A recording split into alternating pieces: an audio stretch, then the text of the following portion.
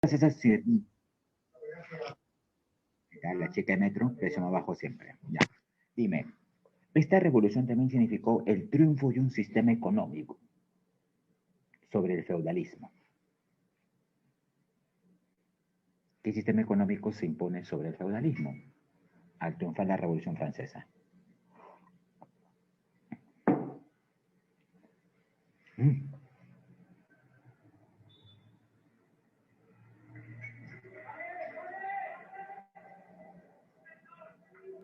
No lo entendí, profesor.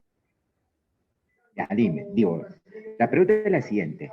¿Qué sistema económico se estableció cuando la Revolución Francesa triunfó y tomó el poder? ¿Qué sistema económico? Recuerda que la Revolución Francesa acaba con el sistema feudal. ¿Y qué sistema económico se establece? ¿Capitalista? El capitalismo, claro, entonces es esencial.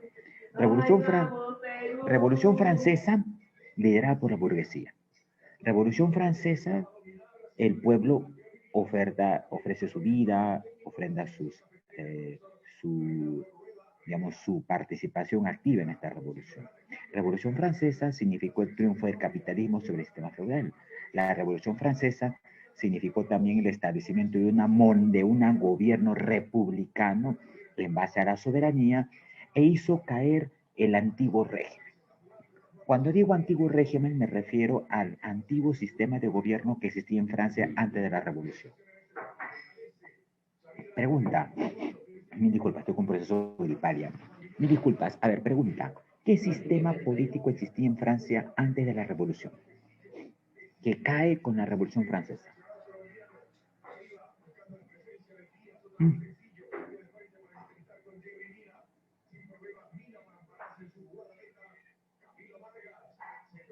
Jóvenes, ¿qué sistema político existía en Francia antes de desarrollarse la Revolución Francesa? A ver, Nicole, Omar, Michael. ¿Están ahí, no? ¿O estás viendo el partido? ¿Cómo es? Mayra, Jairo.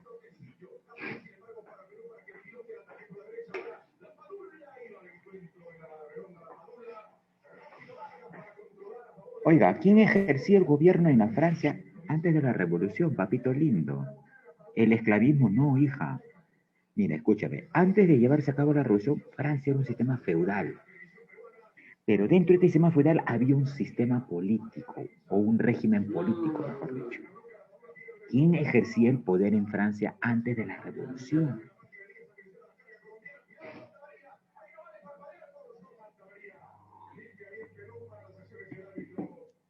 ¿Recuerdas las monarquías absolutistas?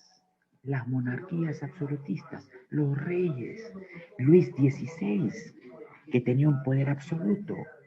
Entonces la burguesía lidera la revolución, utiliza al pueblo para hacer sacar del poder estas monarquías, estos reyes que tienen un poder absoluto. Entonces, primera pregunta, dice, la Revolución Francesa abolió la monarquía. Abolió. ¿Sabes qué significa la palabra abolir, nuestro estimado? ¿Qué es abolir?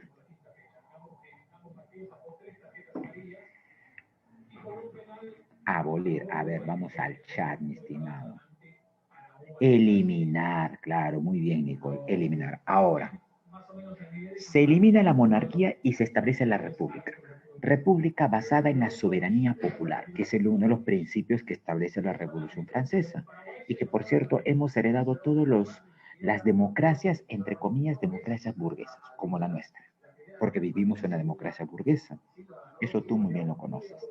Entonces, pregunta, ¿qué quiere decir que en la República Francesa se estableció una soberanía popular?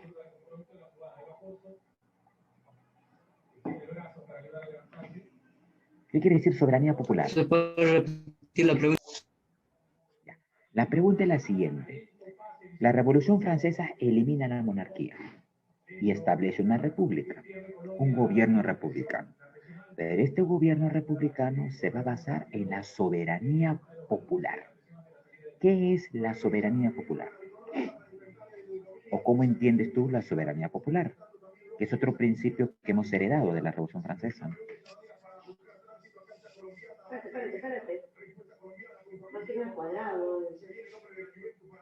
Mm. ¿Entiendes qué significa soberanía popular, mi estimado jovencito?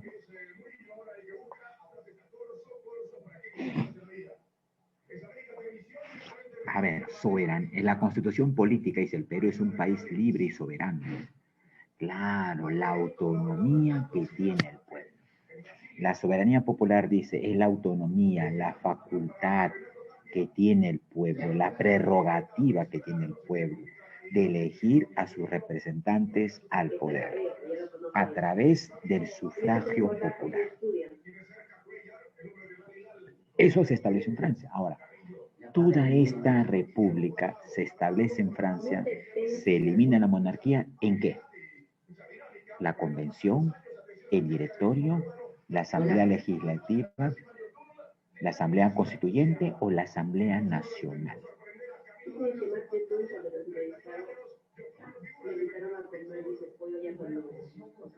La Asamblea Constituyente. Claro, la asamblea constituyente.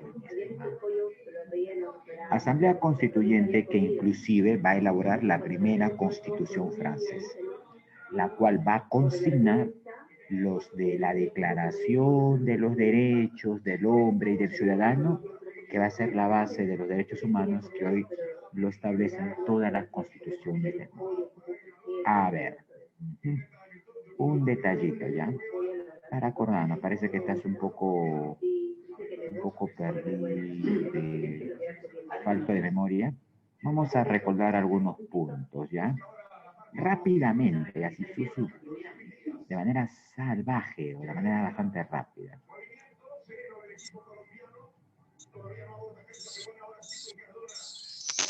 Ya, a ver. Bueno, causa de la revolución. Recuerda que la revolución francesa fue liderada por la burguesía, apoyada por el pueblo. Pero esta revolución francesa no surge de forma esporádica. Nada surge de forma esporádica, nada surge de forma espontánea. Antes en Francia se estaban generando condiciones. Tú debes saber que en los sistemas tú utilizas la dialéctica, ¿no? ¿Sí? Y sabes qué es ello, y sabes qué es la visión del materialismo. Eso lo conoces muy bien. Desde el punto de vista dialéctico y materialista hay que entender que los modos de producción van a surgir y conforme un modo de producción va entrando en decadencia, van a surgir los gérmenes del nuevo modo de producción que va a provocar su colapso y su eliminación. ¿Correcto? Eso es lo que pasaba en Francia. En la Francia feudal del siglo XVIII estaba en crisis el sistema feudal francés. Y en esa crisis estaban surgiendo los gérmenes del nuevo modo de producción, liderada por la burguesía, que trataba de instaurar el capitalismo. Y esta burguesía estaba generando estos gérmenes desde años atrás. Es decir, las causas de la Revolución Francesa hay que mirarlos en una retrospectiva hacia lo que ocurrió en Francia antes de la Revolución.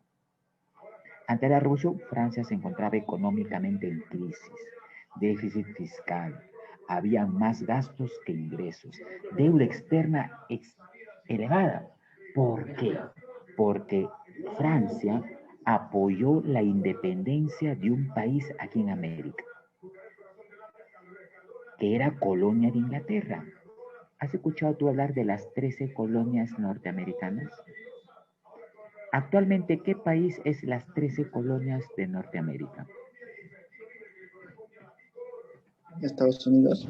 Estados Unidos. Y Estados Unidos, antes de ser hoy lo que es Estados Unidos, eran 13 colonias de Norteamérica que eran colonias de Inglaterra. 1776, los colonos norteamericanos deciden rebelarse y se enfrentan en una guerra ante el colonialismo inglés y logran su independencia. ¿Sabes qué país apoyó a la independencia de lo que es hoy Estados Unidos de Inglaterra? Fue Francia, con armas, con militares, con financiamiento. Inclusive un personaje, el Marqués de Lafayette, va a venir desde Francia a adiestrar y entrenar a las milicias de los colonos americanos. Porque George Washington no tenía un ejército, tenía milicias, campesinos, estudiantes, obreros que no sabían nada de tácticas de armas. Y es el ejército francés el cobayo. Y esto le generó deuda, pues. Y la pregunta, ¿por qué Francia apoyó la independencia de Estados Unidos contra Inglaterra? ¿Por qué? ¿Mm? ¿Saben por qué? Oye, no creo que haya sido por una cuestión solidaria. No, es el gol. No, Entonces, ¿cuál fue? ¿Cuál fue la causa por la cual Francia apoya la independencia de Estados Unidos? ¿Sabes cuál fue? A ver, por acá. Interés, claro. ¿Para qué precisar qué interés? interés. Ya, mira. Si revisamos otra vez la historia de forma retrospectiva, Francia e Inglaterra tenían viejas rivalidades, desde siglos atrás. Siglo XVI se desarrolló entre Francia e Inglaterra la Guerra de los 100 años, donde aparece Juana de Arco, personaje magnánimo de esta guerra. Entonces ya habían diferencias entre Francia e Inglaterra. En esos años, Inglaterra era la primera potencia económica y Francia estaba iniciando su despegue económico. Entonces, Francia dice, si queremos entrar en competencia con Inglaterra, hay que debilitarla. Y una forma de evitarla es arrebatando su colonia. Porque una gran parte de los ingresos económicos de Inglaterra en esta época eran los impuestos de sus colonias. Pero como que sus colonias se independizaron, eso debilitó económicamente a Inglaterra y fue tratado de aprovechar por Francia. Por esa razón es que Francia establece causas sociales: desigualdad, exclusión, pobreza, servidumbre, desempleo, etc., etc., etc. Políticas, políticas, el absolutismo del rey, la exclusión del Estado llano. A ver, recuerda, ¿quiénes eran el Estado llano en la Francia antes de la Revolución? Estaba conformado por el pueblo y la burguesía, que no tenían ningún tipo de participación política en Francia. No decían de nada. La monarquía y el clero, la Iglesia Católica, eran los que decidían las cuestiones del Estado, no el pueblo, no la burguesía. Y bueno, en las ideológicas te dije lo siguiente, no sé si recordarás. Te pregunto, ¿un proceso revolucionario puede ser llevado a cabo sin una ideología? No, profesor. Obviamente que no. ¿Cuál es la importancia de una ideología en un proceso revolucionario?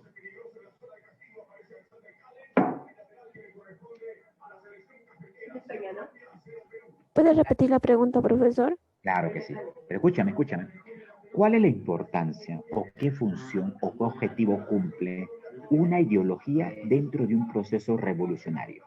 Como fue en Francia, como fue en Rusia. Una dirección. Claro, la ideología es la Profesor, dirección. ¿Dirigir a quién? A las masas. O sea, si tú quieres llevar a cabo un proceso revolucionario, tienes que saber encauzar a dónde apuntan las masas, qué objetivo buscan las masas. ¿Y eso quién lo lleva a cabo? La ideología. La ideología va a cambiar la mente, la conciencia de las masas, manejando un lenguaje común, objetivos comunes y llegar a punto y acabar a la revolución. Una revolución sin ideología no tiene sentido. Es como un barco a la deriva. Por eso que la base ideológica fundamentada, creada por la burguesía, va a ser la ilustración. Y fue más que una ideología, fue una filosofía. Y tú ya sabes que es una filosofía, es una concepción de ideas, es la forma de interpretar cómo se desenvuelve la naturaleza y el mundo en un contexto histórico determinado. Es así. Y es acá que surge la ilustración, que planteaba la ilustración uso de la razón, del raciocinio, antiescolástico, antidogmático. Planteaba la libertad, la igualdad, la fraternidad, el derecho a la propiedad, algo que no existía en Francia.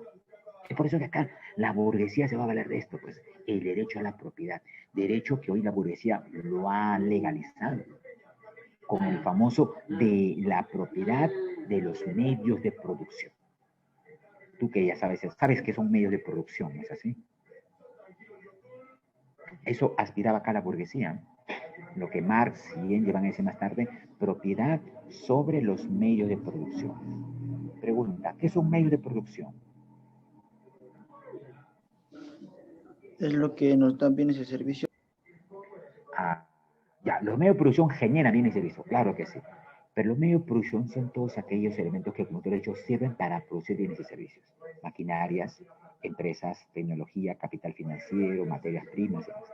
Y hoy, en el contexto actual del capitalismo en su fase imperialista, los medios de producción están en manos de ¿quién? De las grandes burguesías. Y los obreros simplemente ofertan su fuerza de trabajo. Entonces, acá se sustenta esto, el derecho a la propiedad privada, ¿ya? El racionalismo y la cultura ecuménica. A ver, ya. Acá vemos esto. Bueno, acá está pues los representantes de la Ilustración francesa, ¿no?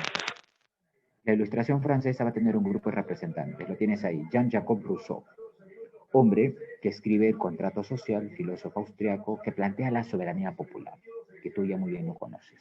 Voltaire, que escribe sus cartas a los ingleses o cartas persas, donde utilizando el sarcasmo, la ironía y el humor negro, se burlaba de las monarcas absolutistas, ¿correcto? Y aparece también Montesquieu, uno de los más principales baluartes de la etapa de, digamos, de la Ilustración francesa. Montesquieu establece, dice, en su obra El espíritu de las leyes, plantea que el rey tiene un poder exagerado, un poder ilimitado. Y como el rey tiene un poder exagerado y limitado, como tiene un poder absoluto, hace un mal uso y manejo del poder, generando un caos, una falta de administración. Por lo tanto, lo que se tiene que hacer es crear 3 poderes: poder ejecutivo, legislativo y judicial. Cada poder tiene una función específica, cada poder tiene una función, una prerrogativa especial y establece el equilibrio de poderes. Es la herencia que hoy hemos tenido. Pregunta, ¿en nuestra actual constitución existe o no también división de poderes? Sí, profesor. Obvio que sí. A ver, veamos. ¿De qué se encarga el poder legislativo el día de hoy?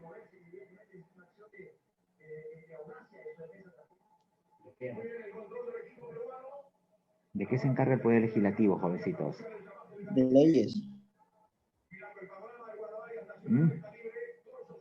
Elaborar leyes, ¿no es así? ¿Quién conforma, qué institución integra en el Perú el poder legislativo? ¿Qué El Congreso. El zoológico, perdón, el Congreso. Aunque entre Congreso y zoológico no hay mucha diferencia, ¿no? El Congreso de la República, claro. Sí. ¿Cuál es la función del Poder Ejecutivo?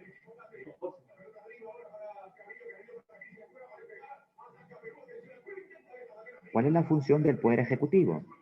Ejecutar y hacer cumplir las leyes dadas por el Legislativo. Entonces, claro, pero el poder el legislativo está conformado por congresistas, representados en lo que es el Congreso. Claro, gracias por tu corrección, estimado. Y el poder ejecutivo... Dictar normas, profesor.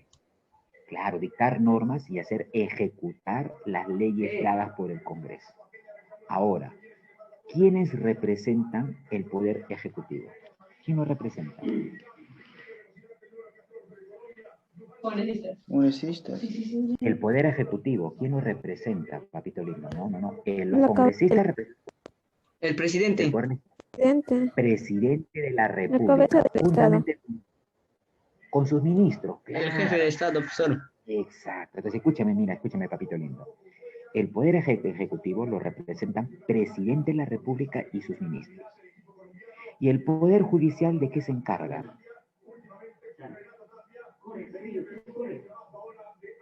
¿De qué se encarga el poder judicial, mi estimado?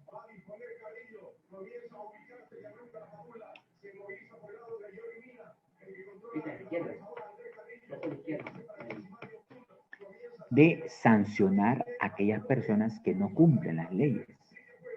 Y el Poder Judicial está conformado por jueces y fiscales. ¿Se da cuenta la importancia de la Revolución Francesa? La importancia respectiva. Ya, muy bien, entonces, recordado ello, y también los magistrados, claro, se componen los magistrados. Recordado ello, vamos otra vez a sacar las preguntas. ¿Dónde están? Es este. Se escucha el partido.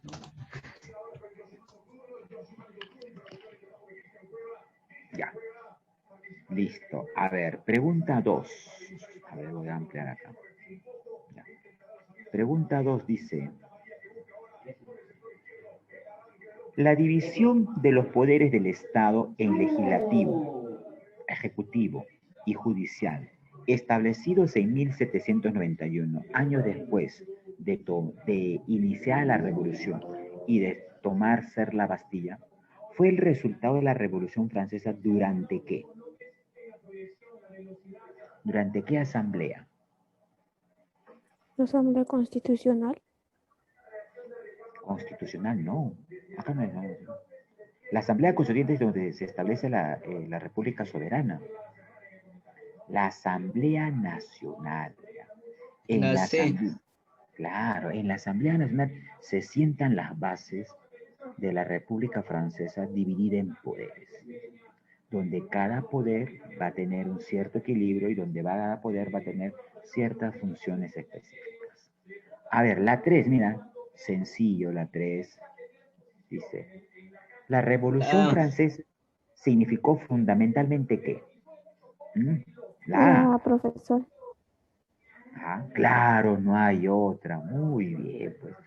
El control del poder de la burguesía. Claro, con la Revolución Francesa, la burguesía toma el poder, instauran una república, instauran una soberanía, instauran una democracia, instaura un conjunto de elecciones, pero un detalle. Esta república, esta constitución, estas elecciones estaban direccionados para favorecer a la burguesía. Era toda una república democrática burguesa. ¿Es así? sí, profesor. Como, claro, es como nuestro país. Bueno, las elecciones que hemos tenido el día de hoy, hace algunas semanas atrás, dime, ¿es una elección justa, adecuada, popular o es una democracia establecida bajo los lineamientos burgueses? Tú lo has dicho, profesor. Claro, burgueses. Ahora, no vayas a creer que el señor Castillo es la solución a la problemática actual de nuestro país. No, no es así, eso tú bien lo sabes, porque detrás del señor Castillo hay Eso ciertos, es falso. claro, hay ciertos sectores de la pequeña y mediana burguesía que están tratando de acaparar y opacar a las grandes burguesías que hoy toman el poder, ¿no? Claro que sí, Mayra, eso tú lo tienes muy claro, ¿no? Yo escucho a veces hablar, ¿no? En el mercado, en la comisión, no, el señor Castillo es la solución, dicen, es un gobierno, ¿cómo dice su frase? No más pobres en un país rico, dice, ¿no? Algo así creo que es su frase, ¿no? Y es una frase, una vez más, demagógica, pues, populista, donde quiere cambiar la mentalidad del pueblo pensando que el señor Castillo es la solución, y no lo es, no lo es, ¿no? Sí, profesor. Es parte de la coyuntura, es parte de lo que políticamente somos un país inestable, pues. Claro, detrás de él hay todo un plan, como dice Mayra. Hay todo un plan, hay todo un proyecto que ya... ¿Y quiénes están detrás del señor Castillo? A mi parecer, y espero no equivocarme, la pequeña y mediana burguesía, que está un poco codeándose y tratando de ocupar altos cargos y opacar a la gran burguesía, a la grande burguesía, al grupo Romero, a la Confieva, al grupo Bresi y demás. Y eso tuvo un implante. Entonces, hoy inclusive el partido al cual pertenece el señor Castillo es un partido vientre de alquiler, y tú lo sabes muy bien que es un vientre de alquiler, ¿no? O sea, es un partido que no tiene convicciones, que no tiene un programa, es un partido que ha hecho una mezcolanza del marxismo, leninismo, y ni siquiera ellos mismos saben qué es eso.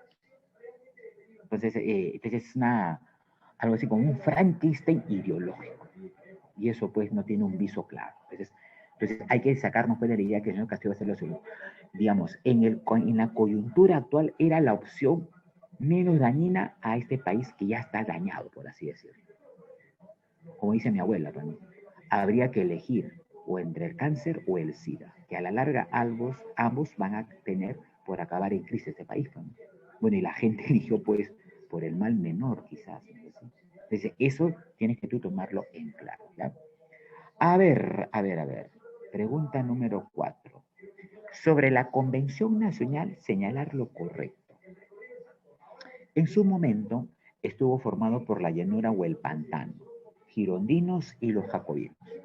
La llanura o pantano viene a ser los sectores conformados por el llano, la burguesía y el pueblo. Y recuerda, a ver, que en la burguesía habían diversos sectores. A ver, voy a tomarme la atribución de colocar acá el PPT para que puedas entenderlo.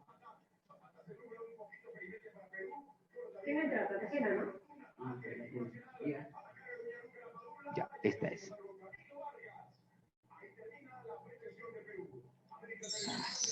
Perdón. Lapsus brutus pajariatus. ¿Dónde estás? Acá estás. Ya. Yo te pregunto, ¿tú crees que la... Ay, no he compartido, creo. Sí, no compartí. Disculpa, ¿ya? Ya, ahora sí. ¿Lo ves? Sí, ¿no? Habla, ¿sí lo ves, no, papito lindo? Ya. Está Yo te cargando. pregunto. Efectivamente, sí. Ahora sí, ¿no? Ya. Yo te pregunto. Sí, profesor, sí se La logra ver. actual... Ya, ahora, ¿la actual burguesía peruana es una burguesía cohesionada, articulada, unida? No. No, No, profesor. profesor, ¿No?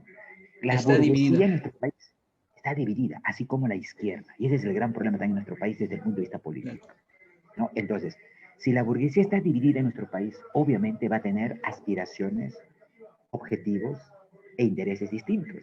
Está la gran burguesía, burguesía parasitaria, la burguesía intermediaria, la pequeña y mediana burguesía, y bueno, pues el sector campesino, el pueblo y demás. Cada quien tiene un objetivo distinto. Y eso se expresa, pues, en las posturas de la señora Keiko y en las posturas del señor Castillo. A la actual señora Keiko lo aprueban y lo respaldan las grandes burguesías, que están buscando mantener sus grandes favores neoliberales desde la década del 90. Al señor Castillo lo apoya una pequeña y mediana burguesía que está buscando ascender económica y políticamente y opacar a estas grandes burguesías. Eso es obvio y claro, ¿sí? ¿O tú vas a creer que al señor Castillo lo apoyan sectores socialistas, progresistas? Eso es falso, ¿no? Eso es, están maquillados de supuesto Le socialismo, ¿sí? apoya a la pequeña burguesía, profesor. Exacto, claro que sí. Entonces, Un algo par similar. necesita solvente económico, profesor. Exacto, claro. Esta pequeña burguesía también tiene cierta solvencia económica. No tanto como la gran, pero la tiene. Y están apostando a Castillo porque saben, pues, que una vez en el poder, la inversión que están haciendo se va a duplicar, triplicar, quintuplicar. Eso es políticamente así, ¿no? Tú Su sabes economía que... corre en peligro, Claro, exacto. Tú porque sabes... por la implementación de las grandes industrias extranjeras, profesor, por eso es que corre el peligro de que la pequeña burguesía desaparezca. Por eso es que no quieren que eso suceda. Exacto, tú lo has dicho. Exactamente. Quieren tomar el protagonismo y el timón político y económico en este país. Así es. Entonces, si esta burguesía es así en nuestro país, en Francia también ocurre lo mismo. ¡Golazo! ¡Ay, cómo botaste esa pelota! En Francia, ¡Solo! es mi abuelita. El partido, profe, el partido. Ah, sí, ¿no? Sí, mi abuelita también, me está gritando en su cuarto todo lo que está pasando. Ella está fanática, yo estoy acá con ustedes. Escúchame, la burguesía en Francia... Profesor, ¿a usted no le gusta el fútbol? Sí, claro. A mí que no me sí. gusta. No te gusta, a mí sí me gusta, yo lo practico. Me gusta practicarlo, pero no tanto verlo, porque también tengo mis ideas al respecto, ¿ya? Pero volvamos al punto, no nos desviemos. Mira, la que está viendo el fútbol es mi abuelita, la que está gritando y escucha su grito es mi abuelita. Ahora, mira, en la Francia de la Revolución también van a ver una burguesía que tenía objetivos distintos. Fuldenses, jacobinos, girondinos. Los fuldenses estaban conformados por aristócratas y militares. Eran los partidarios de la realeza, de la monarquía. Querían que en Francia siga gobernando el rey, pero con cierta limitación de poder. ¿Ya? Estaban los girondinos, conformados por la gran burguesía, grandes empresarios, grandes banqueros, grandes financistas. Ellos apoyaban la revolución, pero que tenían una postura republicana reformista, es decir, querían cambios parciales en Francia, querían maquillar la situación en Francia, no querían cambiar las bases estructurales, ¿no? Para los girondinos, las bases estructurales de la dependencia, de la explotación, debían mantenerse. Solamente había que cambiar el aspecto superestructural. Porque cuando tú, y tú lo sabes muy bien, cuando tú aplicas una reforma, la reforma lo que cambia es la superestructura. No cambia la estructura, que son las condiciones económicas, que son los cimientos. En cambio, si yo aplico una revolución, cambio las estructuras, y si cambio las estructuras, por ende, la superestructura también va a cambiar. Es decir, eso tú lo conoces claramente. Entonces, los girondinos eran partidarios de eso. Eran partidarios de Tiene que hacer. cambiar la economía, ¿no? Claro, querían cambiar las reformas, no querían cambiar la economía, querían cambiar algunos aspectos económicos, algunos aspectos políticos, algunos aspectos sociales, pero no querían cambios totales. Eran partidarios de hacer cambios en beneficio de ellos mismos. Pero estaba pues mira, los jacobinos. Perdón. Y los jacobinos estaban conformados por pequeños burgueses, como hoy en nuestro país, pequeños empresarios, pequeños comerciantes, que vieron en la revolución el objetivo, el caballito de batalla para ascender a la escala política en el Estado. Eran los más radicales. Ellos querían cambios así, sistemáticos, revolucionarios, estructurales en Francia. Y para ello se van a valer del respaldo del pueblo. Y el pueblo va a creer en el discurso de esta pequeña burguesía, como lo viene haciendo hoy el señor Castillo. Que gran parte del pueblo cree pues en su discurso que es la solución, la única vía a que el Perú salga al desarrollo, por así decirlo, ¿no? Entonces, esto va a provocar que en Francia va a haber una contradicción casi antagónica entre jacobinos y girondinos. Estos dos sectores en un primer momento van a conciliar, porque estaban de acuerdo en acerca del régimen de las monarquías. Pero en el proceso de la revolución ambos tienen discrepancias, porque los jacobinos querían cambios radicales y en esos cambios radicales los jacobinos van a tratar de permitir que el pueblo también pueda ser partícipe en decisiones políticas y en la dirección del Estado. Los girondinos no. Los girondinos son más cautos. ¿Y qué es lo que cambia la superestructura? O la estructura. A ver. Vamos a explicar desde el punto de vista materialista ya. En una sociedad hay dos aspectos. Te lo explico así para que puedas entender. La estructura y la superestructura. La estructura está establecido por las relaciones económicas de producción y los medios de producción. ¿Cómo es esto? Los medios de producción son todo aquello que se tiene en un país para producir. Máquinas, herramientas, capital, tecnología. Las relaciones de producción son las relaciones que tienen los diversos sectores sociales en producir bienes y servicios. Por ejemplo, hoy estamos en el sistema capitalista, su fase imperialista. Por lo tanto, los medios de producción, empresas, fábricas, capital, bancos, industrias, están en manos de ¿quién? De las grandes burguesías. ¿No es así? ¿Cómo son las relaciones sociales de producción en este sistema imperialista capitalista? Las grandes burguesías explotan y se enriquecen en base al trabajo de ¿quién? De miles de millones de obreros. Así generando plusvalía en favor de ellos. Entonces, esa es la base, la estructura, conformada por las relaciones sociales de producción y la propiedad sobre los medios de producción. Ya. Entonces, ¿y qué viene a ser la superestructura? La superestructura es, digamos, el producto de la base o estructura económica. La superestructura está conformada por la educación, por la ideología, por el Estado, por la religión, por el arte. Entonces, volvamos al punto actual. Hoy vivimos un sistema económico capitalista imperialista. Por lo tanto, si su estructura económica es capitalista imperialista, donde se explota al obrero, donde se genera plusvalía en favor de las grandes burguesías y donde los medios de producción están en propiedad exclusiva de las grandes burguesías, obviamente la superestructura va a tener que favorecer y garantizar la base económica de este imperialismo. Y hoy el sistema educativo actual, ¿qué prima? ¿No prima el individualismo? ¿No es un sistema educativo memorístico, falto de análisis, ajeno a la realidad? ¿Quién plantea eso? La grande burguesía, pues. El Estado actual que tenemos, que es parte de la superestructura, es un Estado que tiene un corte democrático liberal burgués, que no favorece al pueblo como debe hacer. ¿No es así? Las ideologías que hoy te estamos teniendo en cuenta, el posmodernismo, que es una ideología que está muy vinculada al día de hoy, el posmodernismo, ¿no es así? ¿Sabes qué? El neoliberalismo. Son corrientes económicas y filosóficas que favorecen en esencia a quién? ¿Al pueblo, al campesino o a las grandes burguesías? A las grandes burguesías. El arte, la música y hoy lo que escuchamos, esta música que escuchan los jóvenes, son o no de tendencias que no promueven el colectivismo, no promueven el compañerismo, promueven otras cosas, ¿no? Individualismo, consumismo, feminismo, sexismo, que son parte de forma de pensar del actual imperialismo. No sé si me estoy dejando entender. ¿Me estoy dejando entender? Sí, profesor. Ya, entonces, eso tienes que entenderlo tú. Entonces, toda sociedad tiene una base y la estructura son como las columnas de una casa.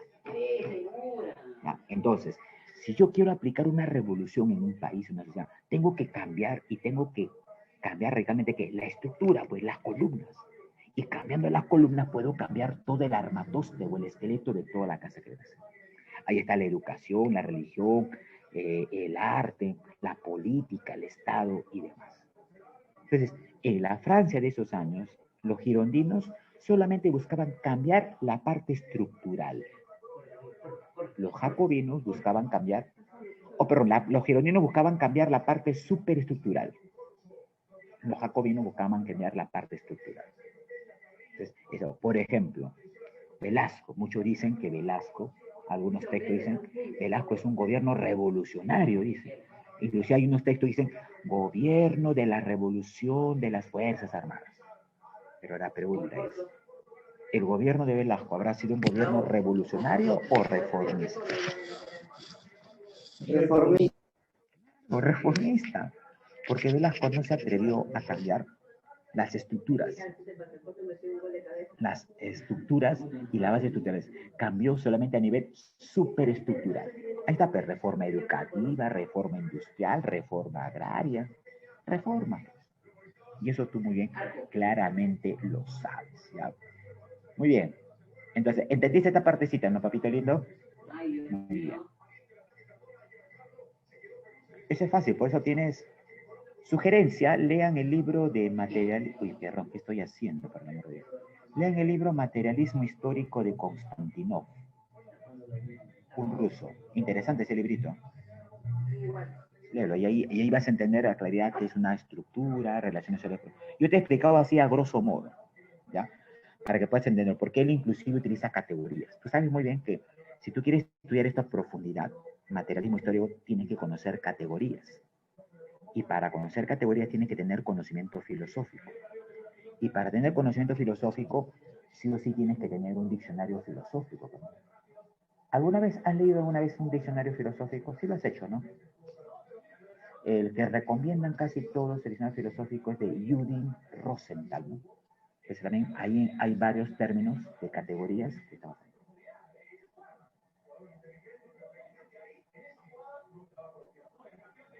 Así, estamos en el tema 15, mi estimada, ¿segura?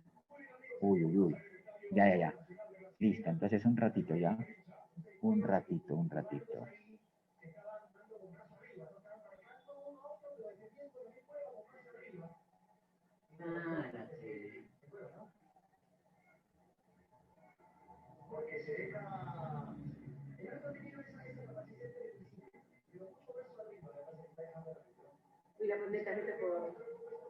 ¿Segura, Nicole, qué más 15 estamos?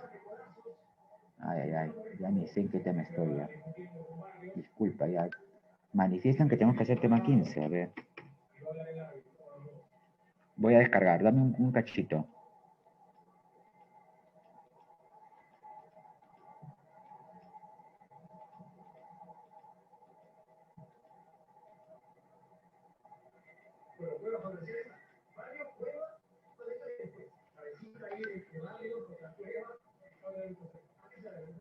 Se lo pasé por su WhatsApp. Ya yo lo descargué. Si lo desea. En mi WhatsApp está, a ver. Para que Bien, lo muchas gracias. Sí. Ya, espérate. Ah, gracias, mi estimada, muchas gracias. ¡Golazo! ¡No! Si quieres, entrala, pues. Ya, un momentito. Entra, oye. Mira, está solitera, mira. Ya, ahí está. Mira, ahí tuvo que patear. Muy bien.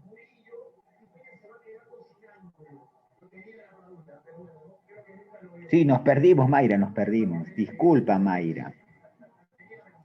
Estoy emocionado el día de hoy, ya. Este es el tema que nos corresponde. Mil disculpas, ya, papito lindo. Mil disculpas. Ajá, a ver. Ah, interesantes preguntas. Este es el tema, ¿no? Ya, muy bien. Ajá, ya. Vamos a ver acá. Ya, esto sí, ya, facilito. Esto está más fácil que el tema anterior. Ya. Disculpe, mil disculpas. Ya. Dice, Europa en los siglos XV y XVI se produjo una profunda transformación en la vida intelectual. A ver, siglo XV, ¿de qué año hablo? ¿Qué años hablo del siglo XV? La ilustración. No. Siglo XV, ¿qué años hablo? 1400. Siglo XVI, años 1500. 1400, 1500, el capitalismo recién está emergiendo. Es un germen aún. Y la burguesía recién está ascendiendo. Entonces, la ilustración es un sistema filosófico donde ya la burguesía está cuajada, está adecuadamente formada. Aquí no. Aquí aún la burguesía está emergiendo. Y acá surge una ideología, dice, ¿no? En la vida intelectual, este periodo se conoce como... Ajá. Ah, claro, la ilustración. Tienes toda la razón, mi estimada, no me había percatado. La ilustración promovida por la burguesía. Claro, promovida por la burguesía. Muy bien. Humanista del Renacimiento europeo. A ver, recuerda, siglo XV, XVI. ¿Qué era el Renacimiento?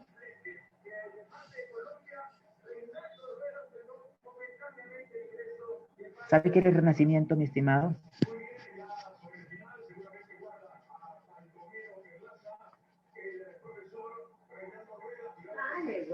El Renacimiento era una corriente cultural que buscaba renacer, dice, restablecer ¿qué? La cultura clásica, cultural, profesor. claro, la cultura griega y la cultura romana. Entonces, los humanistas del Renacimiento buscaban restablecer, reponer los patrones culturales de Grecia y Roma. Defensor de la libertad del pensamiento, del predominio de la razón y de la bondad natural del hombre. Y de la bondad natural del hombre. ¿A quién se refiere? ¿A qué político? Voltaire, Bacon, Rotterdam, Maquiavelo, Dante Alighieri.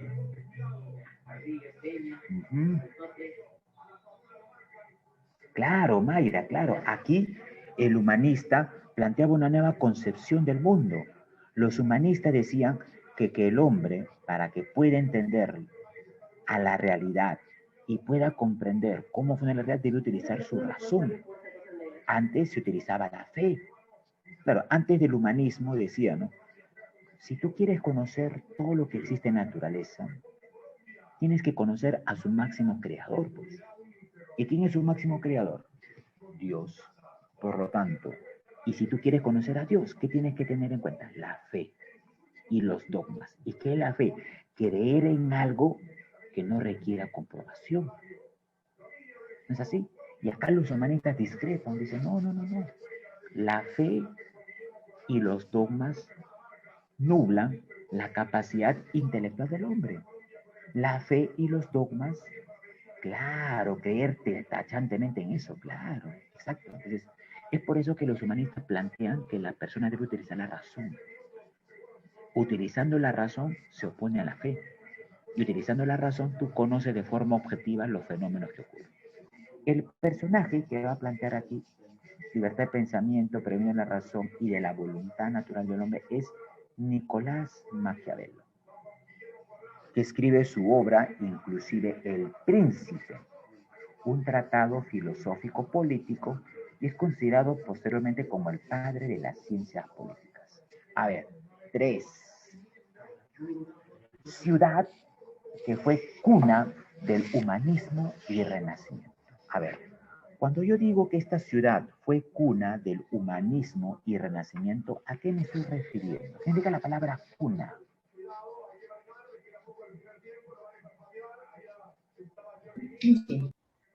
Claro, como Roma. inicio, bueno, el lugar donde se origina. Ya, a ver, ¿qué ciudad es donde se va a originar el humanismo y renacimiento? Obviamente promovido por la emergente burguesía que se estaba formando. ¿Qué ciudad de Italia fue? Es una ciudad de Italia. Corre, corre, Padula, corre. Corre, Padula. ¡Hola! ¡Carajo!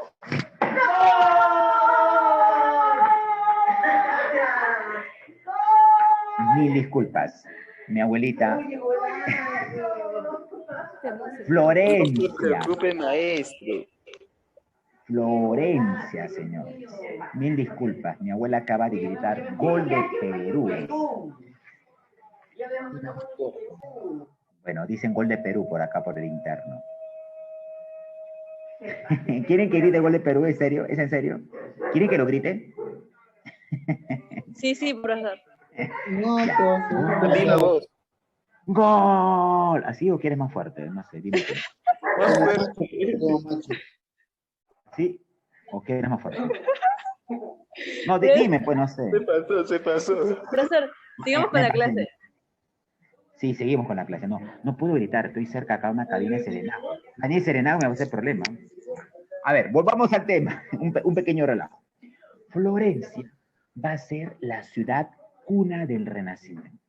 Profesor, ¿por qué Florencia? Porque en Florencia, sí, mi abuelita ha gritado más fuerte que yo, porque Florencia va a ser la ciudad que tuvo un gran desarrollo económico comercial. En Florencia estaban los grandes mercaderes que controlaban las rutas comerciales en el Mediterráneo y hacia las Indias Orientales. Entonces, Florencia recibió ingentes recursos económicos. Y en Florencia van a aparecer los mecenas. Recuerda, ¿quiénes eran mecenas en esta época del humanismo? ¿Sabes quiénes eran mecenas? Ay, recuerda, oye, este tema lo hemos visto. ¿Eran los que daban dinero a las aguas como patrocinadores? Exacto, muy bien, tú lo has dicho, mi estimado. Eran los protectores de intelectuales, de filósofos, de artistas, del humanismo y del renacimiento. ¿Sí? Entonces, los mecenas, como tenían gran poder económico, financiaban, auspiciaban a los artistas, a los filósofos, a los políticos del humanismo para difundir sus ideas y cuestionar la escolástica, el dogma, la fe de la Iglesia Católica. Porque la burguesía decía, si nosotros aspiramos a tener el poder, hay que socavar, hay que ir destruyendo la ideología de la Iglesia Católica, que era la escolástica principalmente. Es por eso que es Florencia, la cuna. Y aquí en Florencia va a haber una familia muy poderosa, los Medici. Anótalo, los Medici. Oye, los Medici en Florencia, Italia, eran tan poderosos que tenían bancos, empresas, que se daban el lujo de prestar dinero a los reyes. Los reyes de España, de Portugal, de Inglaterra pedían dinero a los Medici. Y obviamente los Medici no van a prestar dinero pues a costa de nada. Es como un banco. Cuando tú vas a un banco, te prestan dinero. ¿A cambio de qué?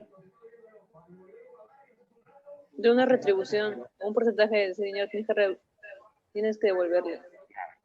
Con interés. ¿Y qué te cobra el banco? Interés. Interés. Si mañana yo quiero poner mi bodeguita vendiendo caldo y gallina con mi abuelita, que por eso vamos a incursionar en ello muy pronto, me presto 5.000 soles pagaderos en 6 meses. Pasados los 6 meses voy a pagar más de 5.000 soles porque el banco me va a cobrar intereses, obviamente. Entonces, obviamente, ajá, y si me atraso me cobran mora. ¿No es así? Exacto. Entonces, es que Florencia se convirtió en el super. Y los Medici, mi estimado. Así es, mi estimada Mayrita, claro que sí. Exacto, salgo perdiendo, ¿no? Es por eso que Florencia se convirtió en el foco cultural y económico del humanismo en ese entonces. ¿Correcto?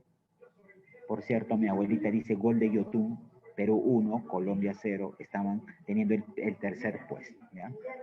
Ya. Si hay otro segundo gol, no lo grito, ¿ya? No me obligues a gritarlo, por favor. He quedado mal ante ustedes. ¿Ya? Listo, a ver. Clase social que impulsó el humanismo y el... Oye, fácil, pues hasta César Acuña sabe esto, ya. Dime, ¿cuál es ahí?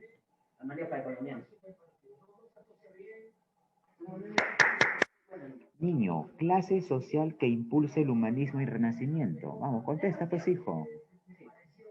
La burguesía. Claro, me da risa, Nicole. La burguesía, pues, mi estimado. No hay otra. La burguesía. ¿Sí? A ver. Ajá. Señalar la proposición verdadera sobre el humanismo. Dice, a ver, voy a retratarte. El humanismo es una corriente filosófica e intelectual planteada por la burguesía. Plantea primero uso de la razón antes que la fe. Los humanistas dicen, debes utilizar la razón para entender los procesos que ocurren en la naturaleza. Otra característica del humanista. Los humanistas plantean el antropocentrismo.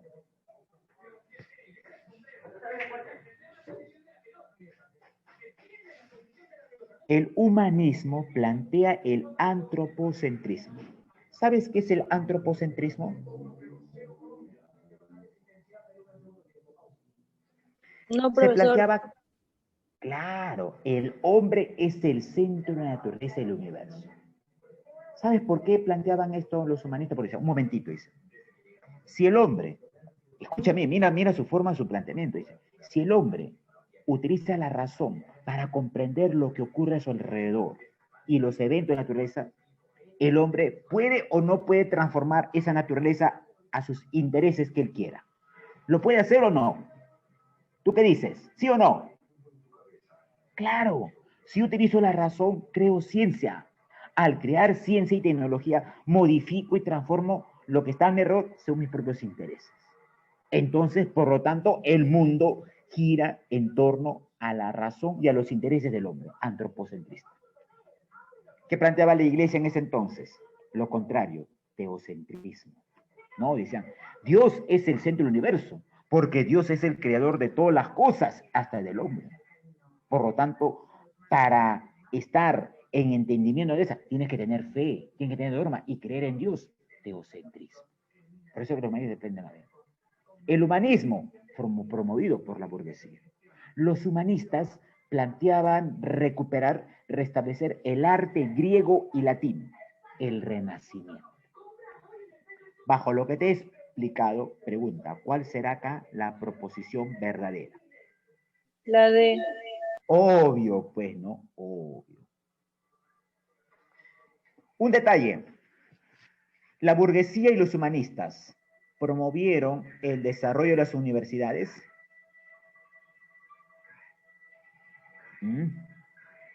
A ver, ¿qué institución va a promover la creación de universidades? Exacto, Nicole. Ajá. No lo vas a creer, pero es cierto. Yo soy muy crítico de la Iglesia Católica, y creo que tú también lo haces. Bueno, tenemos, creo, la misma percepción filosófica en ese aspecto, y las cosas hay que decirlas por su nombre, ¿no?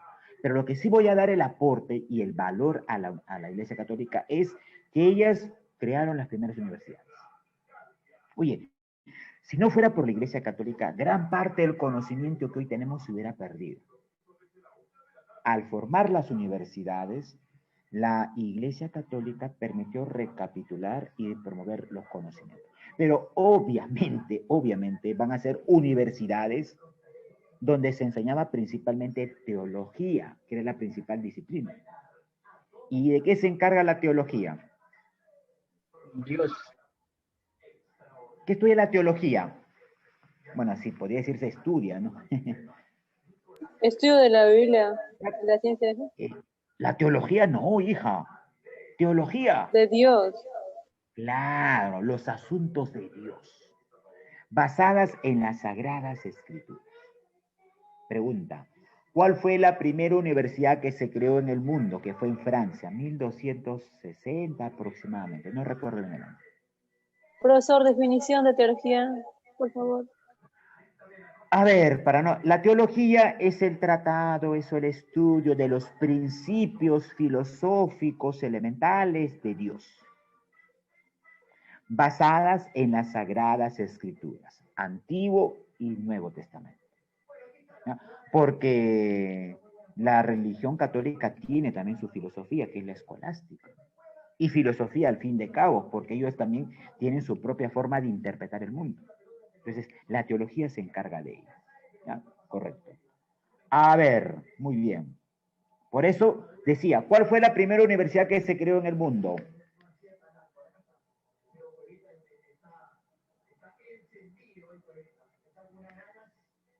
¿Saben? No me digas San Marcos, San Marcos es del Perú y América. Pero en el mundo fue en Francia.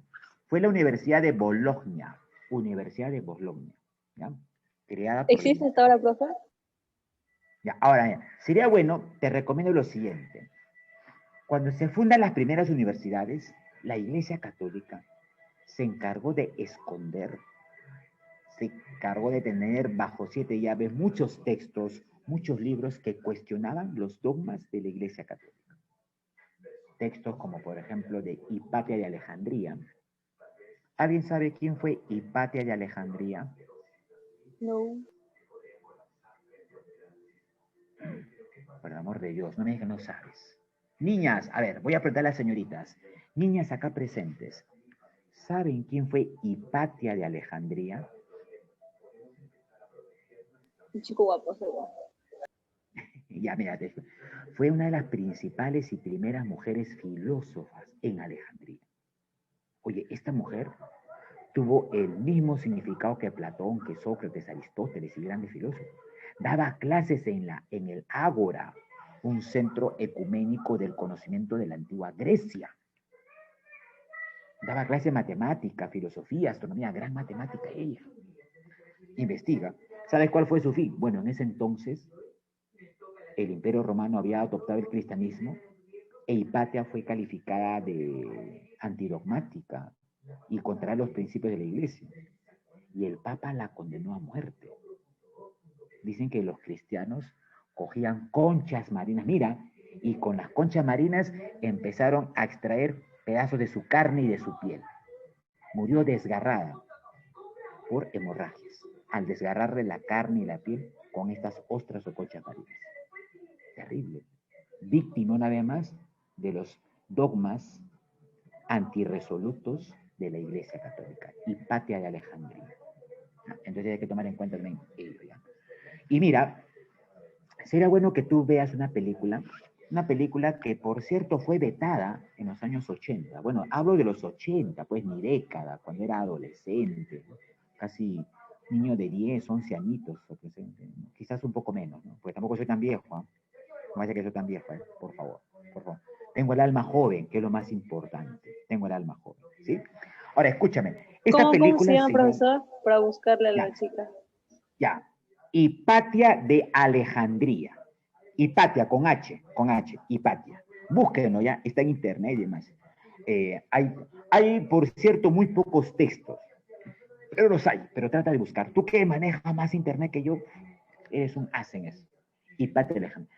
La película se llama En nombre del arroz. Obsérvala ya. El nombre del arroz es una película que habla de un grupo de monjes que llegan a un cierto punto de Inglaterra y ven que hay una serie de crímenes de monjes que están tratando de ocultar libros y textos que plantean cuestiones en contra de los intereses de la Iglesia Católica. Entonces, si bien es cierto, la Iglesia Católica funda universidades, va a dirigirlas bajo la postura teológica, escolástica, y va a limitar y va a negar el conocimiento. Por ejemplo, en estas universidades, la Iglesia Católica no tomó mucho el conocimiento de los árabes. ¿Por qué? Porque los árabes tenían una religión que era la musulmana, que según ellos era distinta a la cristiana. Y tú sabes que los árabes, a mi parecer, a mi humilde parecer, los árabes es una cultura muy desarrollada. Europa no fuera lo que es hoy Europa culturalmente gracias a los árabes. Los árabes aportaron mucho a la matemática. Los actuales